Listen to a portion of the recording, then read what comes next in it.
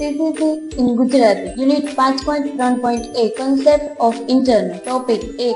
Internet શું છે? 2. ઇન્ટરનેટની વિશેષતાઓ. 3. ઇન્ટરનેટનો ઇતિહાસ. 4. ઇન્ટરનેટના ભાગો. 5. ઇન્ટરનેટની સેવાઓ. 4. ઇન્ટરનેટના ભાગો. 5. ઇન્ટરનેટની સેવાઓ. 6. ઇન્ટરનેટના ફાયદા. 7. ઇન્ટરનેટના ગેરફાયદા. અને 8. ઇન્ટરનેટ કેવી રીતે કાર્ય કરે છે? ઇન્ટરનેટ શું છે? ઇન્ટરનેટ એ વિશ્વવ્યાપી નેટવર્ક છે જે લાખો કોમ્પ્યુટર્સ, ડિવાઇસીસ અને નેટવર્ક્સને એકબીજાથી કનેક્ટ કરે છે. આ નેટવર્ક વિશ્વભરના નેટવર્ક્સનું મહાન સંકલન છે જેમાં કોમ્પ્યુટર્સ અને ઉપકરણ વચ્ચે માહિતીનો વિનિમય થાય છે. ઇન્ટરનેટનો મુખ્ય હેતુ કોમ્પ્યુટર્સ વચ્ચે માહિતી, ડેટા, ફાઇલ, મેસેજીસ અને અન્ય પ્રકારની સેવાઓ શેર કરવાનો છે. ઇન્ટરનેટની વિશેષતાઓ. એ.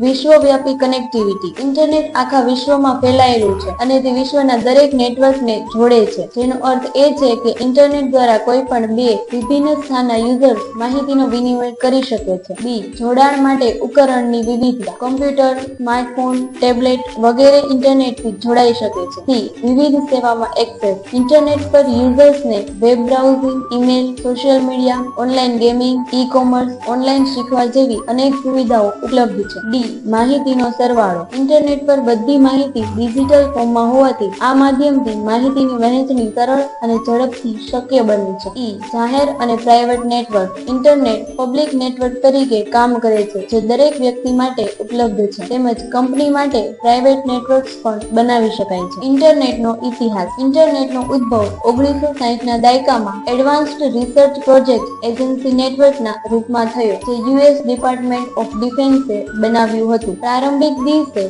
ARPANET ની રચના યુનિવર્સિટી અને સંશોધન લેબ્સને જોડવા માટે કરવામાં આવી હતી. 1980ના દાયકામાં ARPANET નો વિસ્તૃત વિકાસ થયો અને ધીમે ધીમે આ નેટવર્ક વિશ્વવ્યાપી ઇન્ટરનેટમાં પરિવર્તિત થયું. 1990ના દાયકામાં વર્લ્ડ વાઇડ વેબ ને વિકસાવાયું, જે ઇન્ટરનેટને વધુ વ્યાપક અને લોકો માટે અનુકૂળ બનાવી શકાયું. ઇન્ટરનેટના ભાગો. 1. World wide web. WWW એ ઇન્ટરનેટનો એવો ભાગ છે જે હાઇપરટેક્સ્ટ ડોક્યુમેન્ટ અને વેબસાઇટને એકબીજા સાથે જોડે છે. યુઝર્સ વેબ બ્રાઉઝર દ્વારા વેબસાઇટ અને વેબ પેજને એક્સેસ કરી શકે છે. 2. ઈમેલ.